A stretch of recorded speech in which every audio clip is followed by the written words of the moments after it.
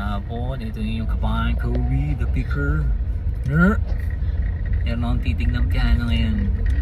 May nagtimbre sa akin kahente. Tara, tignan ninyo. Alright? Ito na. 171. Yan. Nandito na tayo. Tinimbre na kahente. May binibenta raw.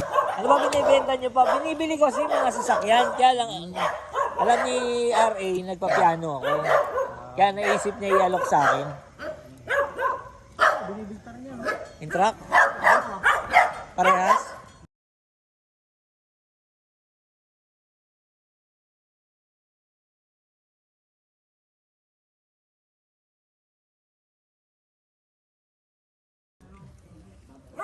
Maandar ba parehas?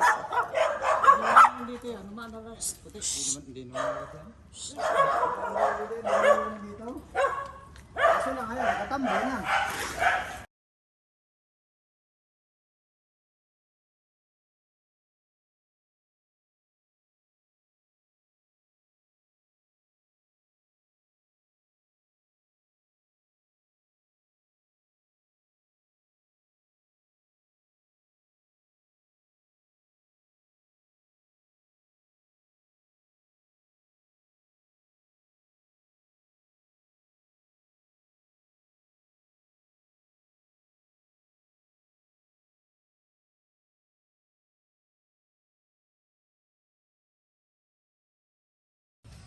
Ito, walang nakalagay na tatak.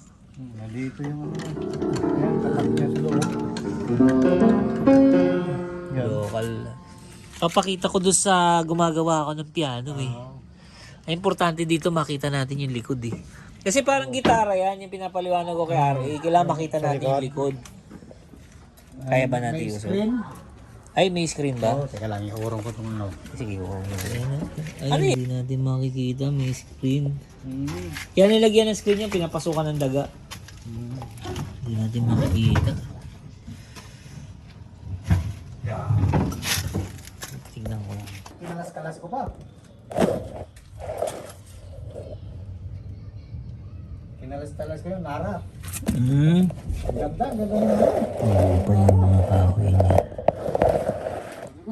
Doon sa ano, pag nagtanong ako dun sa mga kuwan, nagmamahal na train lang. Ahoy.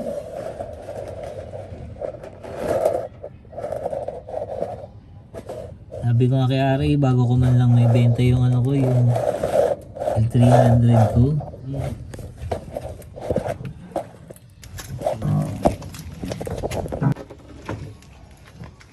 Ito.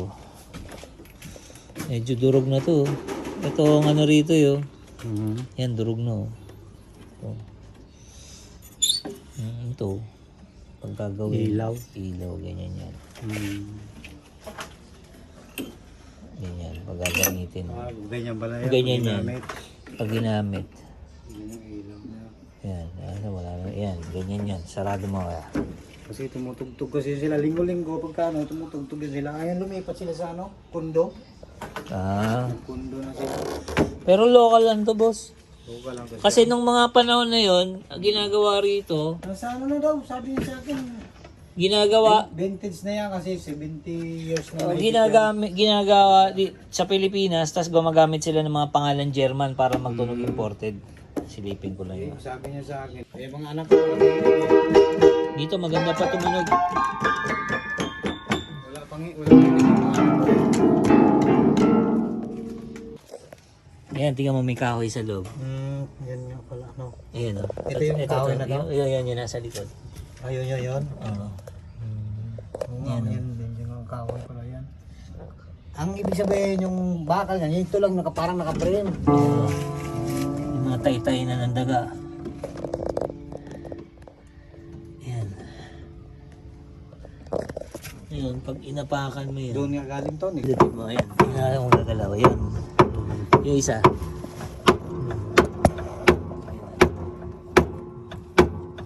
Tinutulak niya. Papakita ko dun sa ano, dun sa gumagawa ko. Ngayon, ipo-forward ko doon sa gumagawa. Sabihin ko magkano niya sisingilin sa akin pag pinatono ko.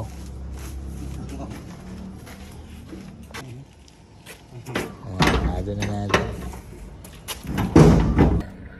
Iko-consult, nakita ko na yung piano ngayon, iko-consult ko na lang dun sa gumagawa kung magkano yung magagastos ko, tapos tatawaran ko na lang sa kanya, i-update ko kayo. Alright?